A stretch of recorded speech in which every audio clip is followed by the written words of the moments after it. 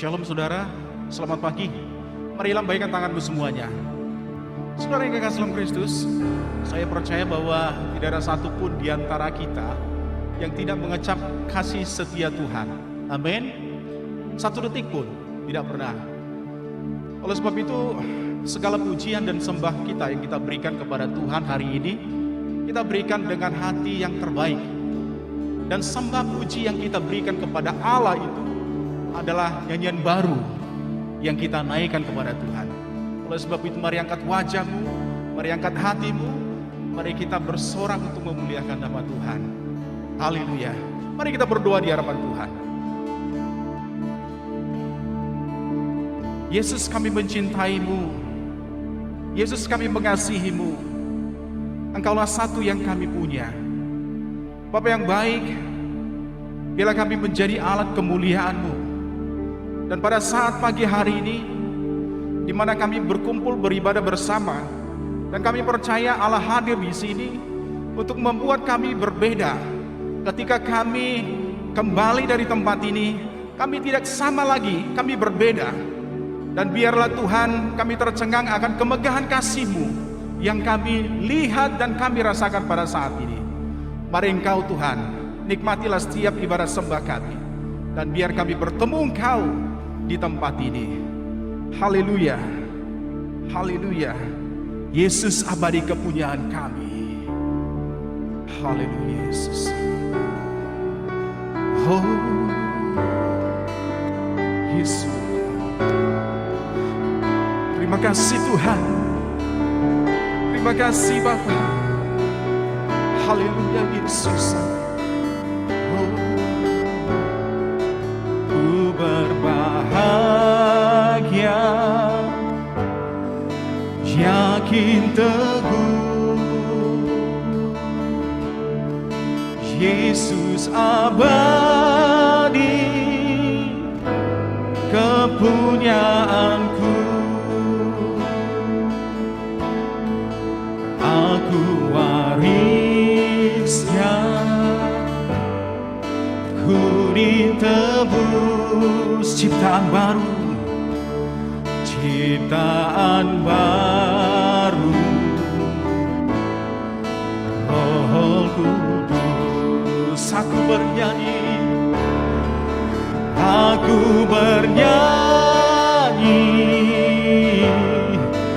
bahagia, memuji Yesus selamanya. Aku bernyanyi bahagia, memuji Yesus, memuji Yesus selamanya. Terima kasih ya Tuhan, terima kasih ya Tuhan. Oh,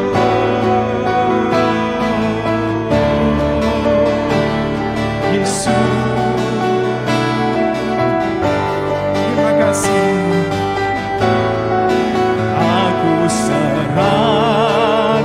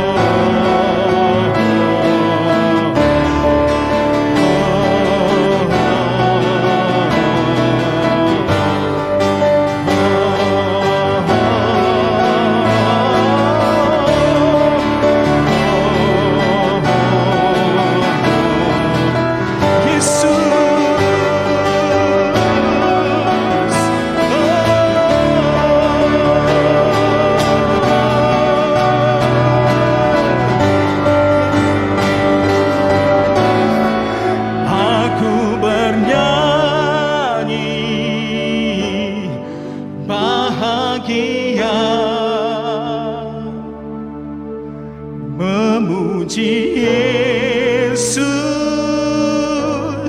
selamanya.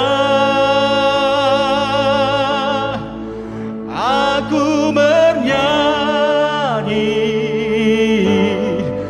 bahagia, haleluya Yesus, memuji Yesus. Mari angkat semuanya lagu pujian ini di hadapan Tuhan.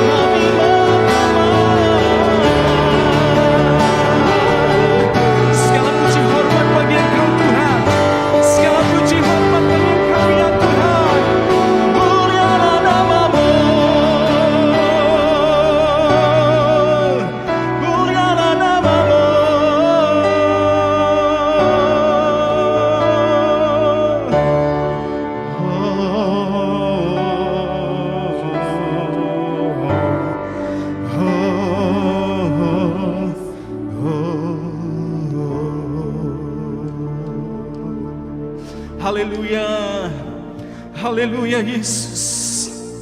Terima kasih ya Tuhan, terima kasih.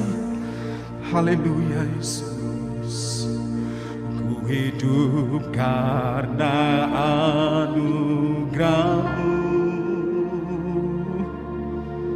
Tiada satu pun dapat ku banggakan, semua karena cinta-Mu.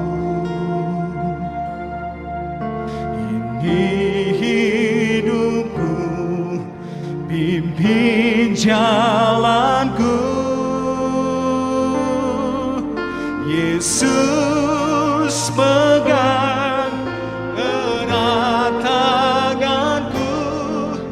Ku tak dapat hidup di luar kasih-Mu, Bapa. Jangan tinggalkan aku, Engkau alasan selama ku hidup. Yesus pegang erat tanganku, ku tak dapat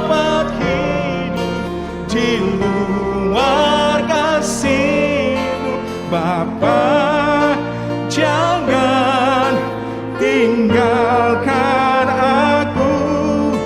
Engkau alasan selama ku hidup. Makasih ya Tuhan, kasih-Mu mengubah hidupku. Kau memilihku, Kau memilihku, selamatkan hidupku semua karena cinta-Mu. Ini hidupku, pimpin jalanku Yesus. Yesus pegang erat tanganku, ku tak dapat hidup di luar kasih-Mu. Bapa, jangan tinggalkan aku. Engkau alasan selama Yesus. Yesus pegang erat tanganku, ku tak dapat hidup di luar kasih-Mu. Bapa, jangan tinggalkan aku. Engkau alasan selama ku hidup. Haleluya. Yesus pegang erat tanganku, ku tak dapat hidup di luar kasih-Mu. Bapa, jangan tinggalkan aku. Engkau alasan. Katakan sekali lagi, Yesus engkau. Yesus pegang erat tanganku, ku tak dapat hidup di luar kasih-Mu. Bapa, jangan tinggalkan aku. Engkau alasan selama ku hidup. Engkau alasan selama ku hidup. Engkau alasan selama ku hidup.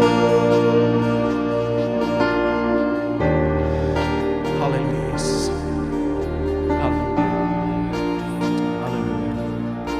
Terima kasih.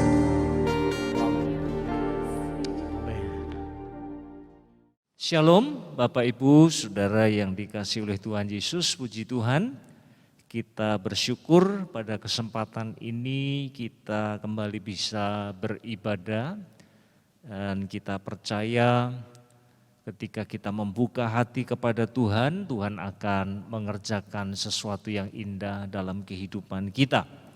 Saudara, kita sudah masuk di bulan Agustus ini, kita akan sama-sama belajar dari kitab Amsal, ya. Jadi khotbah-khotbah nanti akan diambil dari kitab Amsal dan tema besar kita adalah memuliakan Allah melalui kehidupan sehari-hari kita.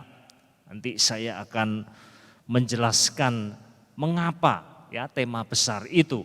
Karena memang di dalam kitab Amsal itu ada banyak nasihat praktis yang berhubungan dengan banyak segi, banyak bidang dari kehidupan kita. Nah, mari sama-sama kita akan berdoa terlebih dahulu untuk kita menyambut firman Tuhan. Bapa di dalam surga, saat ini kami membuka hati kami untuk Engkau berbicara kepada kami ya Tuhan. kami rendahkan hati kami, sadar betul bahwa Tuhan yang berdaulat, dan itu sebabnya kami mau mengizinkan Allah yang menuntun kehidupan kami untuk menggenapi setiap rencana-Mu. Terima kasih Bapa, kami serahkan pemberitaan firman Tuhan dari awal sampai akhirnya ke dalam tangan-Mu ya Tuhan, dan demi nama Tuhan Yesus Kristus kami sudah berdoa. Haleluya. Amin. Saudara, untuk yang pertama, ya di minggu pertama bulan Agustus ini, tema kita adalah belajar hidup dengan baik.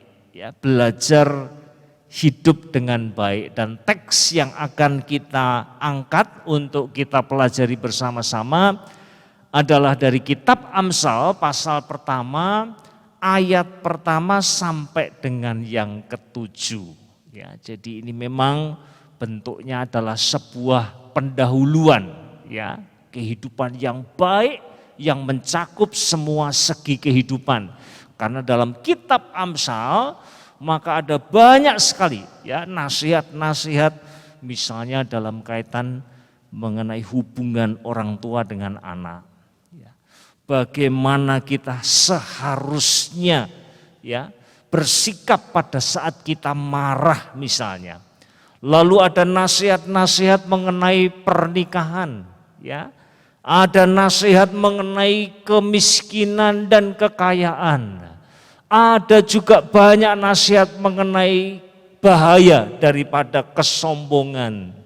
Ada nasihat mengenai sebagaimana seharusnya kita bekerja dan seterusnya dan seterusnya. Ya, nah mari kita sama-sama akan membukanya dengan tema ini ya, belajar hidup dengan baik. Nah, mari kita mulai dengan memahami terlebih dahulu hidup yang baik itu yang seperti apa?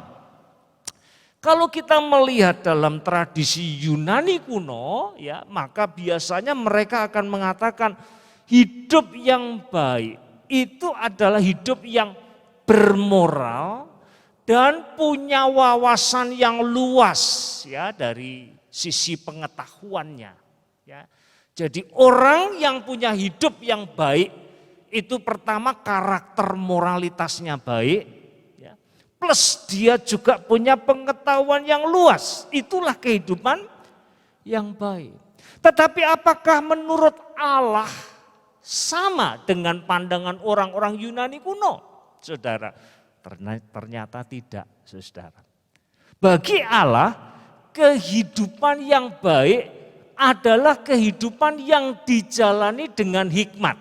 Sekali lagi, kehidupan yang baik menurut Allah adalah kehidupan yang dijalani dengan hikmat, saudara.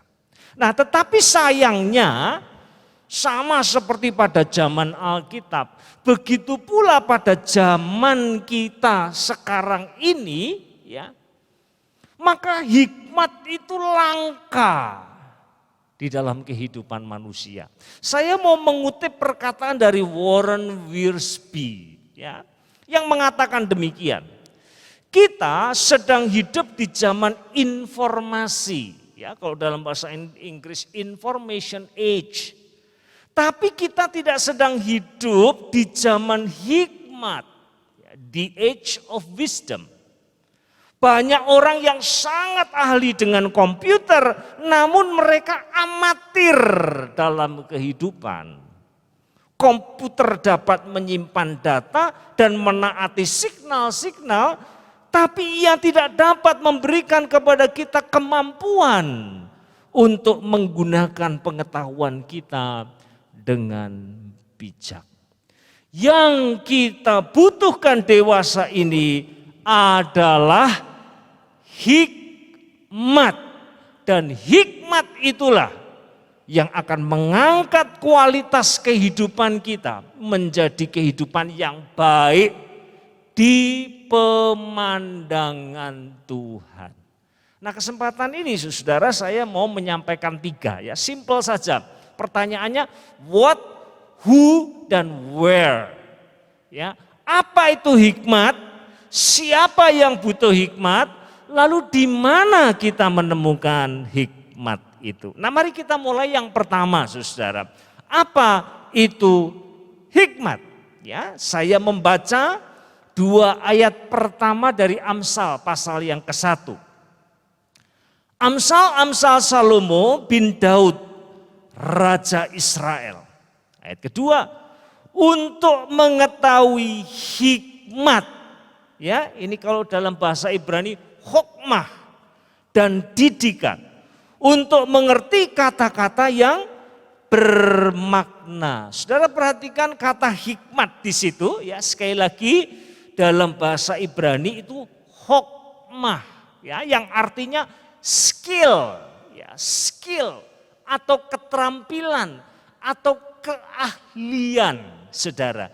Nah, itu sebabnya kalau saudara membaca di Keluaran pasal 36 ayat yang kedua, saudara akan menemukan bahwa Besaleel dan Aholiab itu dikaruniai keahlian oleh Allah untuk membangun tabernakel. Nah, saudara melihat bahwa keahlian itu menggunakan kata yang sama dengan kata yang kita temukan di pasal pertama ayat kedua dari kitab Amsal tadi. Hikmat, hokmah. Jadi kalau demikian, saudara, kata hokmah itu menunjuk kepada keterampilan, tapi dalam hal ini dalam kaitan dengan hidup kita, saudara, dalam kehidupan kita. Jadi kalau demikian, seorang yang terampil dalam kehidupan adalah seorang yang mampu untuk mengambil keputusan dan tindakan yang bijak, yang selaras dengan standar moral ilahi. Saudara, kira-kira pemahamannya seperti itu. Kalau dalam bahasa Inggris orang sering menggunakan istilah ini. Apa sih sebenarnya orang yang berhikmat? Nah, maka mereka akan mengatakan orang yang berhikmat itu adalah orang yang skillful. Ya. Skillful dalam apa? Dalam livingnya, skillful living, ya. Hidup yang terampil di dalam mengambil keputusan-keputusan dalam kehidupannya, dan keputusannya itu menunjukkan keselarasan dengan standar moralnya Allah, saudara. Dan kita tahu, tadi kita membaca di ayat yang pertama, Salomo, ya, dia dijadikan model dalam hal ini. Ya, saudara, saya kira kita masih ingat cerita di dalam 1 Raja-Raja pasal yang ketiga, ketika ada 2 ibu yang bertengkar memperebutkan seorang bayi. Saudara, kita tahu ceritanya, ya. Salomo tidak tahu awalnya mana ibu yang asli. Mereka bertengkar memperebutkan seorang bayi. Ya, pada kenyataannya salah satu bayi daripada ibu itu meninggal dunia. Lalu malam-malam diambil, lalu kemudian yang satu mengaku ini anakmu dan seterusnya. Lalu bagaimana caranya untuk mengetahui ibu yang asli daripada bayi itu? Maka pada waktu itulah hikmatnya Salomo bekerja, saudara. Ya. Lalu akhirnya dia katakan, sudah potong saja. Bayi itu belah jadi 2, separuh-separuh. Kenapa dia katakan itu? Karena dia tahu betul nanti ibu yang kemudian keberatan bayi itu dibelah jadi 2. Itulah ibu yang asli. Dan akhirnya betul ketemulah ibu yang asli. Yang oke, sudahlah kalau begitu. Berikan saja kepada dia, saya tidak mau anak saya dibelah jadi 2, dipenggal jadi 2. Lalu Salomo kemudian memberikan bayi itu kepada ibu yang sesungguhnya. Nah, itulah gambaran daripada hikmat, saudara. Nah, memang kalau di dalam Alkitab, ya, saya pernah sampaikan juga ini di dalam anugerah Bible Study, ya, jemaat yang masih belum pernah ikut Bible Study kita, mari silakan ikut, ya, tiap Kamis jam 7 malam ya melalui sarana Zoom. Saudara, kita sama-sama belajar mendalami firman Tuhan. Dan harapannya saudara dengan mendalami firman Tuhan, maka kehidupan kita akan menjadi kehidupan yang penuh dengan hikmat.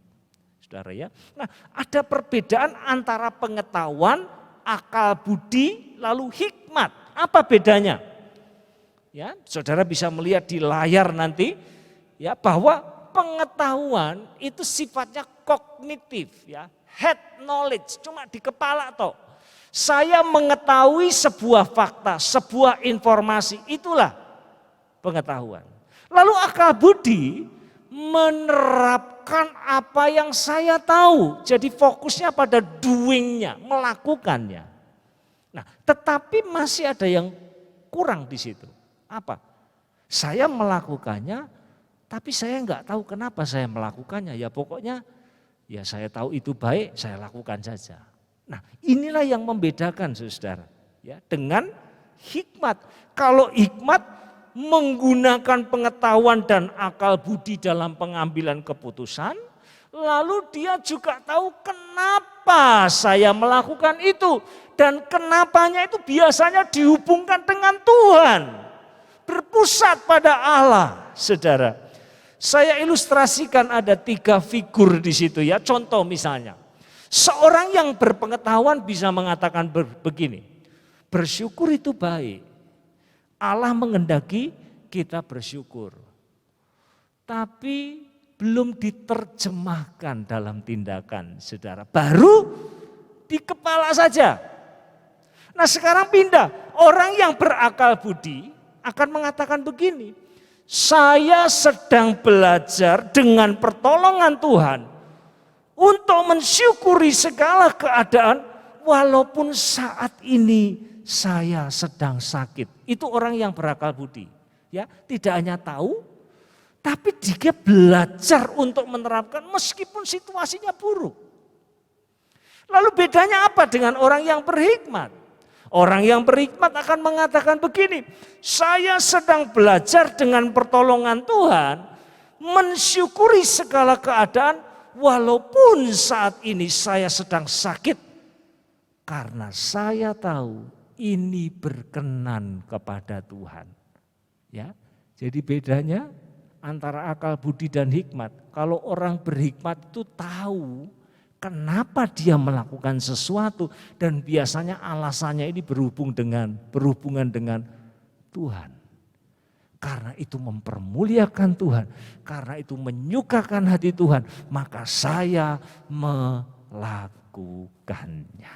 Saudara, kira-kira itulah gambaran tentang hikmat, saudara. Seorang yang terampil dalam kehidupannya, khususnya dalam mengambil keputusan-keputusan penting, dan dia menyelaraskan antara kehendaknya dengan kehendak Tuhan.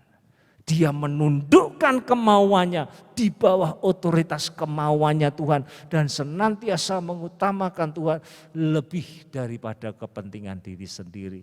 Itulah hikmat. Nah, sekarang kita maju. Siapa yang butuh hikmat? Mari kita kembali ke teks kita, saya baca ayat yang keempat dan ayat yang kelima dari kitab Amsal, saudara.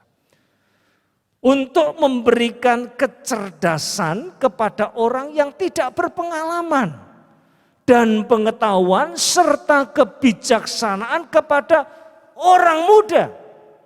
Baiklah orang bijak mendengar dan menambah ilmu, dan baiklah orang yang berpengertian memperoleh bahan pertimbangan. Saudara perhatikan di sini ya, bahwasanya jelas sekali di ayat yang keempat, hikmat itu perlu dipelajari, didalami, dikejar oleh orang-orang yang tidak berpengalaman dan orang muda. Nah, ini tidak hanya berbicara mengenai usia saja. Ya, memang umumnya orang muda cenderung lebih ignoran ya, lebih ya masih polos begitu. Sehingga perlu belajar. Tetapi sesungguhnya ini berlaku untuk kita semua. Bukankah kita kalau dalam soal mengambil keputusan, kita semua adalah pemula. Kita perlu belajar banyak, jatuh bangun. Kadang-kadang kita mengambil keputusan A, ternyata salah. Lalu kita harus menghadapi konsekuensinya, bangkit lagi, mulai belajar lagi dan seterusnya dan seterusnya. Nah, kitab Amsal, hikmat itu akan menolong kita sehingga pada akhirnya orang yang tidak berpengalaman, orang yang muda menjadi orang yang berakal budi dan berhikmat. Bahkan di ayat yang kelima sebenarnya saudara ini tidak terbatas pada yang tidak berpengalaman dan yang masih muda. Orang bijak pun harusnya terus belajar, menambah ilmu, kebijakannya, kebijaksanaannya, hikmatnya. Supaya apa? Supaya amsal-amsal yang tertulis dalam Alkitab kita akan menolong kita, memberi bahan-bahan pertimbangan, saudara. Menarik sekali. Ya, kalau kita misalnya kaitkan itu dengan soal persahabatan yang dibicarakan dalam kitab Amsal. Kitab Amsal mengajar kita orang yang seperti apa yang mestinya saya jadikan sebagai sahabat. Contoh lain lagi saudara, Amsal juga berbicara mengenai soal kebodohan. Lalu apa sebenarnya yang mau disampaikan di sana? Supaya saya jangan mengulang kesalahan yang sama seperti orang-orang yang sudah melakukan kebodohan-kebodohan dan kebebalan-kebebalannya itu. Saudara, itu yang Alkitab mau ya, supaya kita belajar dari kitab Amsal. Jadi kalau demikian saudara, maka sebenarnya jelas sekali ya, kalau kita bicara hikmat itu kontrasnya adalah orang yang bodoh, orang yang bebal. Orang bodoh, orang bebal itu sadar ya, bahwa dia menolak Allah, menyangkali Allah dan menolak didikan. Nah, sebaliknya di sini ini juga bicara soal attitude kita. Pada saat kita bicara tentang hikmat, marilah kita memposisikan diri kita pada posisi orang yang tidak berpengalaman, orang yang masih muda, yang masih hijau, yang perlu belajar banyak. Nah, itu sebabnya, saudara, di dalam Alkitab kita, kalau kita bicara soal hikmat dan bertanya bagaimana saya bisa memperoleh hikmat itu, maka jawabannya ada dua. Satu, karunia dari Tuhan. Dua, melalui usaha kita. Nanti kalau ada kesempatan saudara pulang, bacalah Amsal pasal yang kedua. Saudara akan melihat misalnya ya, mulai ayat 1 sampai dengan ayat 5 itu ada kata kerja di sini. Hendaklah kamu menerima, menyimpan, memperhatikan, mencari, mengejar hikmat. Ayat 1 sampai 5 pasal 2. Begitu masuk di ayat yang ke-6 saudara, maka dikatakan di sana Tuhanlah yang memberikan hikmat. Jadi jelas hikmat memang datangnya dari atas. Tuhan di dalam kitab Yakobus, Tuhanlah sumber dari segala hikmat. Kalau kamu kekurangan hikmat, minta sama seperti Salomo. Minta hikmat dari Allah, karunia dari Allah. Tetapi itu bukan berarti kemudian kita lepas tanggung jawab. Kita juga harus berusaha. Saudara, itu sebabnya kalau saudara memperhatikan di dalam warta gereja kita ya. Saya nggak tahu berapa banyak di antara saudara yang baca warta gereja ya. Tapi saya mengajak di sana untuk selama bulan Agustus yang ada 31 hari, mari tiap hari kita baca satu pasal dari kitab Amsal itu. Dan inilah yang dilakukan oleh dokter almarhum ya, Dr. Billy Graham bertahun-tahun lamanya dalam kehidupannya.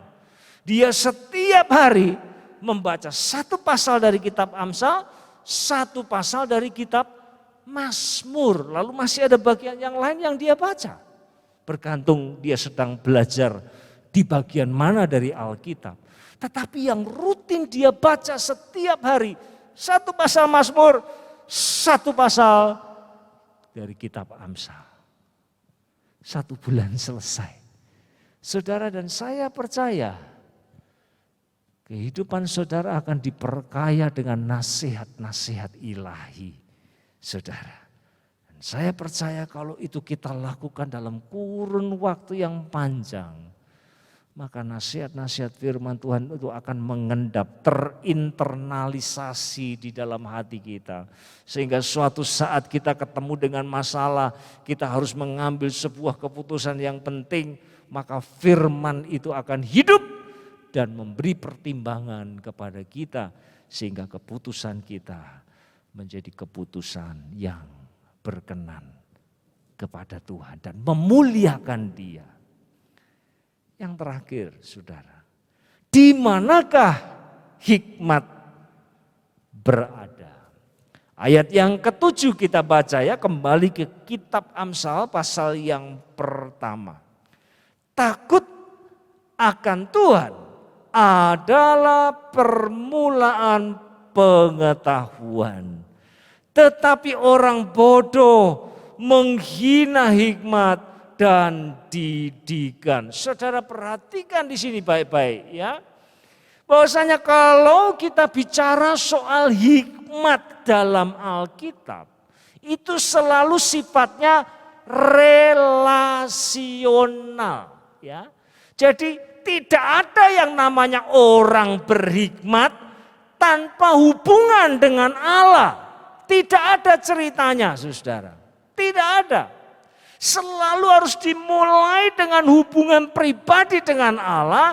Kalau sudah punya hubungan yang akrab dengan Allah, yang intim dengan Allah, maka kemudian itu akan membawa dia kepada pengenalan akan Allah. Dan kalau sudah kenal dengan Allah, maka itu akan menumbuhkan rasa hormat yang begitu besar. Jadi takut akan Allah bukan ngeri kepada Allah, tetapi menghormati Tuhan sedemikian rupa karena sadar betul siapa Dia dan siapa saya. Saya ciptaan, Dia sang pencipta, dan suatu saat saya harus mempertanggungjawabkan segala sesuatu kepada Dia. Hubungan, pengenalan, tumbuh rasa hormat, takut akan Dia, lalu ujungnya adalah ketaatan, saudara. Jadi sekali lagi, pengetahuan, bicara soal pengetahuan yang di kepala sini. Kita tahu satu fakta, informasi, itu saja. Kemudian beralih ke akal budi, orang melakukan tapi belum menghubungkannya dengan Tuhan. Tapi kalau orang berhikmat, dia punya relasi dengan Allah. Dia mengenal Allah. Bersekutu karib dengan Allah. Dan itulah yang menumbuhkan rasa hormat. Lalu akhirnya di ujung lahirlah ketaatan kepada Allah. Jadi kalau orang berhikmat bukan dilihat seberapa banyak isi kepalanya, tetapi seberapa jauh dia menaati apa yang Tuhan mau dia lakukan dalam kehidupannya. Saudaraku, tidak heran Ayub pasal 28 ayat 28 katakan demikian.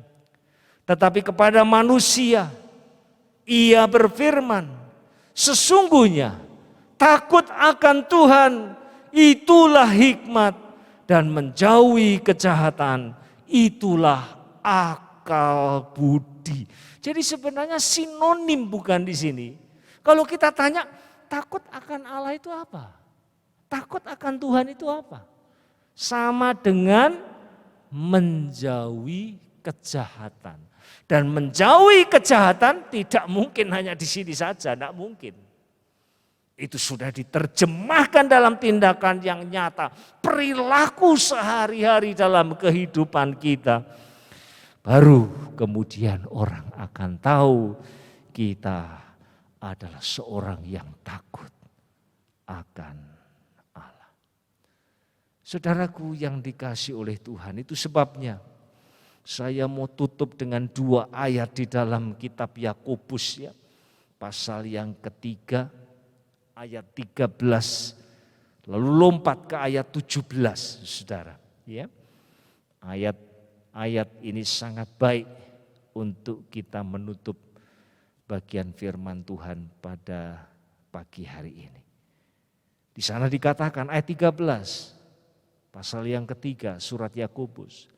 Siapakah di antara kamu yang bijak dan berbudi? Baiklah ia dengan cara hidup yang baik menyatakan perbuatannya. Ya, jadi bijak itu selalu dilihat dari perbuatannya. Oleh hikmat yang lahir dari kelemah lembutan. Ya, ini wujud dari hikmat itu. Ayat 17 lanjutkan. Tetapi hikmat yang dari atas adalah pertama-tama murni. Selanjutnya, kembali perilaku kan saudara. Pendamai, peramah, penurut, penuh belas kasihan, dan buah-buah yang baik, tidak memihak dan tidak munafik. Saudara, itu wujud yang nyata. Ketika kita berbicara kehidupan yang baik, kehidupan yang dijalani dengan hikmat, maka pasti ujungnya akan melahirkan buah-buah yang baik ini. Seorang yang peramah, seorang yang penurut, seorang yang penuh belas kasihan, seorang yang tidak memihak, seorang yang tidak munafik, itulah buah daripada hikmat yang datang dari Allah. Saudara, mari. Bukan hanya minggu ini ya, saya ajak sekali lagi jemaat Tuhan, mari ya. Kita sama-sama membaca kitab Amsal 1 pasal sehari sepanjang bulan Agustus ini. Karena minggu ini adalah tanggal 1, saudara. Mari kita mulai baca. Sampai pasal yang ke-31. Dan terus berdoa, kiranya Tuhan menolong kita sehingga akhirnya kehidupan kita sehari-hari akan mempermuliakan nama Tuhan. Mari kita berdoa. Bapa di dalam surga, terima kasih buat firman-Mu yang telah dibentangkan bagi kami pada pagi hari ini. Bapa, sungguh saat ini ada saat yang sangat sulit bagi kami sekalian. Tapi bukan berarti ya Tuhan kami kemudian berhenti untuk menjadi saksi Tuhan. Memuliakan Tuhan melalui kehidupan kami sehari-hari. Tolong kami. Dalam keterbatasan kami sebagai manusia yang lemah, kiranya Roh-Mu akan tolong kami. Dan firman-Mu utamanya dari kitab Amsal akan memperkaya kehidupan kami. Sehingga akhirnya ya Bapa, nasihat-nasihat dari kitab Amsal boleh kami terjemahkan dalam kehidupan kami sehari-hari. Dan nama Tuhan dipermuliakan.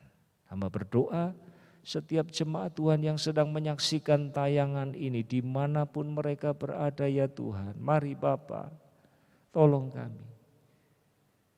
Biarlah firman ini tidak berlalu begitu saja, tapi sungguh-sungguh menjamah kehidupan kami. Terima kasih Bapa. Doa kami ya Tuhan, kami panjatkan demi nama Tuhan kami Yesus Kristus. Haleluya. Haleluya. Amin. Tuhan memberkati. Bapak, Ibu, Saudara yang dikasihi Tuhan, hari ini di minggu pertama di bulan Agustus, kembali kita akan masuk di dalam perjamuan kudus untuk memperingati kematian Yesus. Melalui kematian Kristus Yesus, membuka pintu keselamatan bagi setiap orang yang berdosa, supaya Yesus Kristus boleh menjadi juru selamat manusia. Apakah kita semua siap untuk menerima berkat di dalam sakramen perjamuan kudus pada pagi hari ini?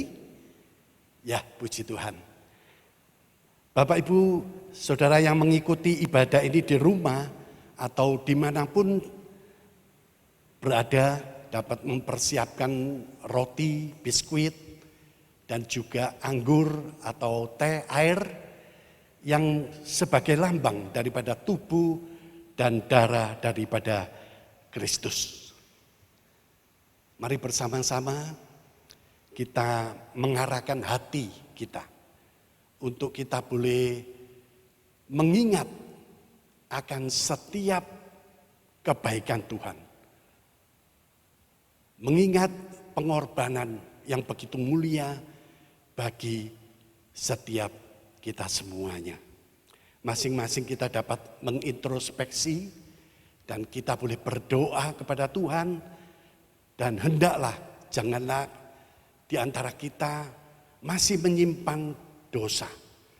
Dan apabila saat ini masih ada dosa yang belum kita selesaikan dengan Tuhan, dan Tuhan ingatkan pada pagi hari ini, mari kita datang kepada Tuhan, kita mohon pengampunan, percaya Tuhan yang penuh dengan kasih, Tuhan akan mengampuni dan melayakkan kita semua untuk kita boleh masuk di dalam sakramen perjamuan kudus. Sebelum kita mulai, saya akan berdoa. Bapa, saat ini kami datang di hadapan hadirat-Mu, mengucap syukur atas kasih dan anugerah-Mu. Kami membuka hati kami dan mengarahkan hati kami. Kami percaya Engkau sudah mendengar setiap pengakuan kami. Dan percaya Engkau akan mengampuni setiap dosa-dosa pelanggaran kami. Dan kami percaya darah Yesus menyucikan dan menguduskan akan setiap jemaat-Mu. Layakkan hamba-Mu bersama dengan jemaat semua untuk kami boleh menerima sakramen perjamuan kudus dan kami boleh bersekutu di dalam Engkau Tuhan. Memberkati akan roti dan anggur yang dipegang setiap kita yang percaya. Dan Tuhan memberkati hanya di dalam nama Bapa, Putra, Roh Kudus, yaitu di dalam nama Tuhan Yesus. Supaya setiap kita yang makan tubuh dan darah daripada Kristus akan mengalami persekutuan bersama dengan Tuhan. Jiwa kami boleh semakin kuat. Iman kami boleh diteguhkan dalam pengiringan kami kepada Engkau Tuhan. Dan kami percaya Tuhan, setiap kami yang lemah, kami yang sakit, kami akan dipulihkan oleh darah-Mu Tuhan. Terima kasih di dalam nama Tuhan Yesus Kristus kami sudah berdoa. Haleluya. Amin.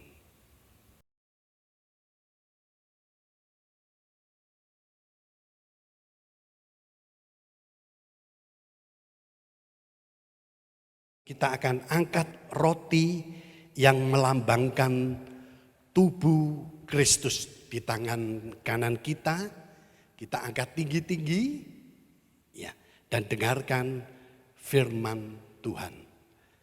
Sebab apa yang telah kuteruskan kepadamu telah aku terima dari Tuhan, yaitu bahwa Tuhan Yesus pada waktu malam ia diserahkan, mengambil roti dan sesudah itu ia mengucap syukur atasnya.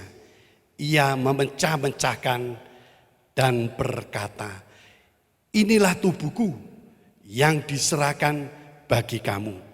Perbuatlah ini menjadi peringatan akan aku. Bersyukur kita senantiasa mengingat akan kasih-Nya yang tidak terbatas. Seperti roti yang bersatu dengan tubuh kami. Kami percaya roh kami pun juga bersekutu dengan roh-Mu ya Tuhan. Saudara, bukankah roti yang kita pecahkan adalah persekutuan dengan tubuh Kristus? Amin. Amin. Mari kita makan dengan ucapan syukur di dalam nama Yesus.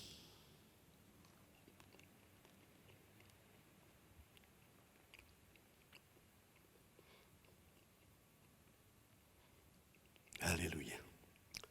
Mari saat ini kita akan angkat cawan berisi anggur yang melambangkan darah daripada Kristus.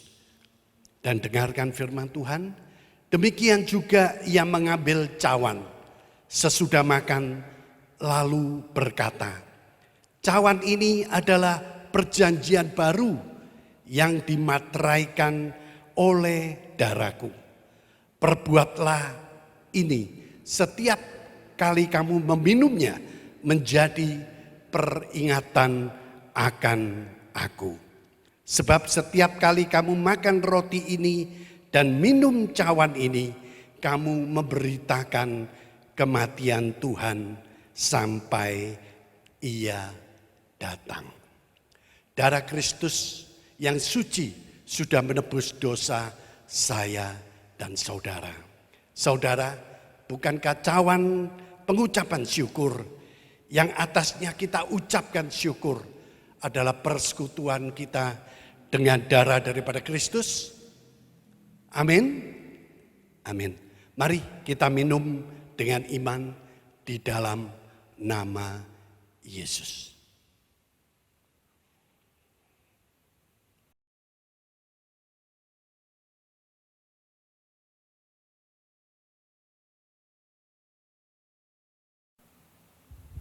Haleluya. Terima kasih Tuhan. Kami bersyukur Tuhan. Kami boleh menikmati persekutuan dengan tubuh dan darah daripada Kristus. Terima kasih untuk pengorbanan yang ajaib bagi setiap kami. Kami bersyukur kami dapat bersekutu dengan tubuh dan darah-Mu. Kami percaya persekutuan ini akan menguatkan tubuh jasmani kami dan membuat daya tahan tubuh kami dari segala serangan penyakit dan dari segala virus yang ada. Terima kasih Bapa di dalam surga. Kami berdoa, kami alaskan doa kami hanya di dalam nama Tuhan Yesus Kristus. Haleluya. Amin. Tuhan, ku mau menyenangkan-Mu. Shalom Jemaat Anugerah. Berikut pengumuman gereja Minggu 1 Agustus 2021. Jadi bejana untuk hormat-Mu,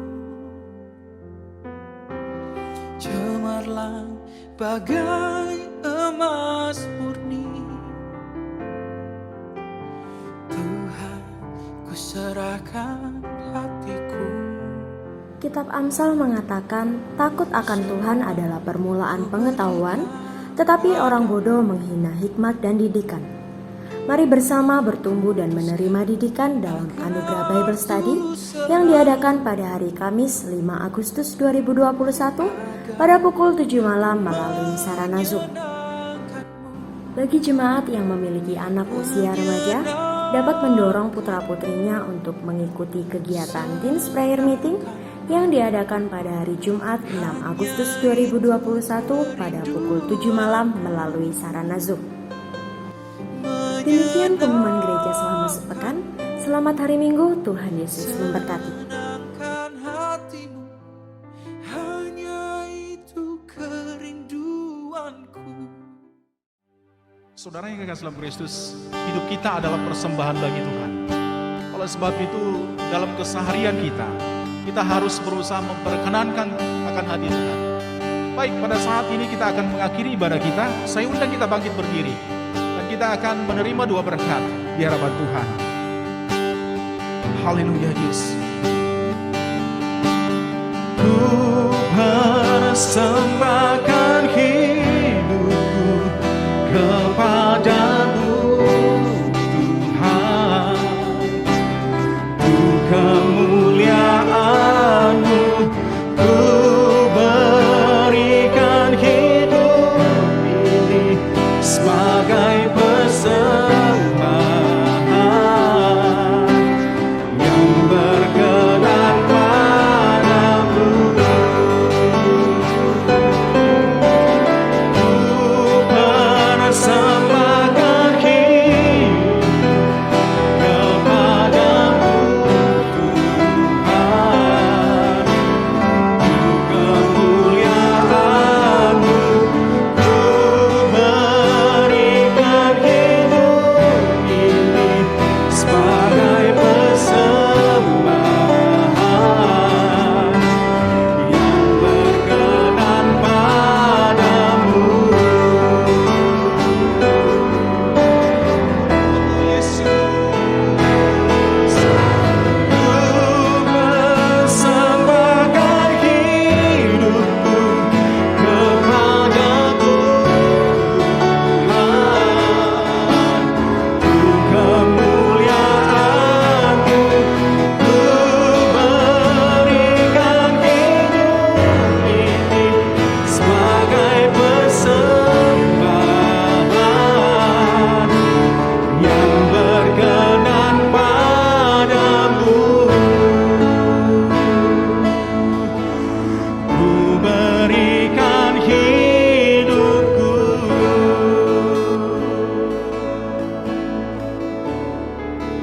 Haleluya, Yesus.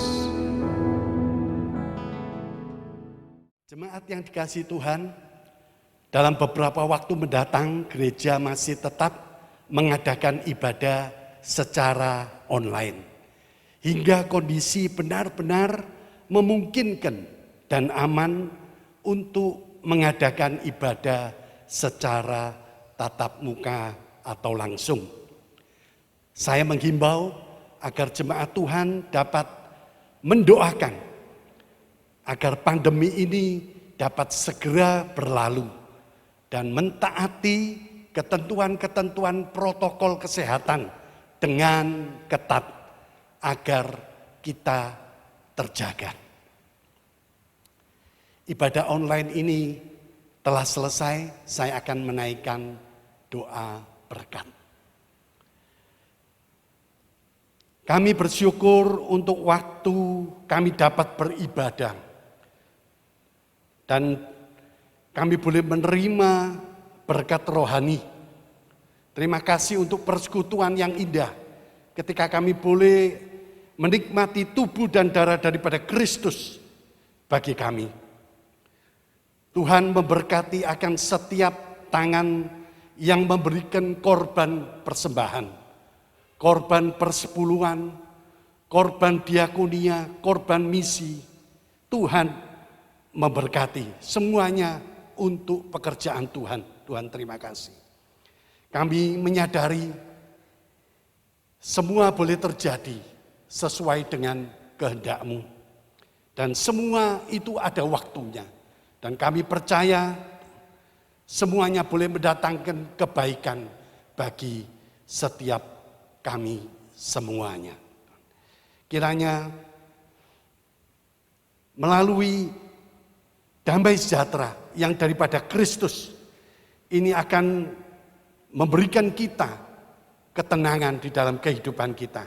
Kita terlepas dari kekhawatiran, dari ketakutan, dari apa yang ada di hadapan kita. Sungguh Tuhan, kami berkata Tuhan akan menjaga dan Tuhan akan menghalaukan kita dari virus corona yang saat ini masih merebak ya Tuhan. Dan kami mau berlindung di dalam cinta yang daripada Allah saja Tuhan. Bapak Ibu Saudara yang terkasih, angkatlah kedua tanganmu, terimalah berkat. Berkat daripada Allah Bapa, kasih karunia daripada Tuhan Yesus Kristus, persekutuan, perlindungan, dan pertolongan daripada Roh Kudus akan menyertai engkau sekalian saat ini sampai selama-lamanya. Mari setiap kita yang sudah diberkati, sama-sama kita katakan amin. Tuhan Yesus memberkati kita.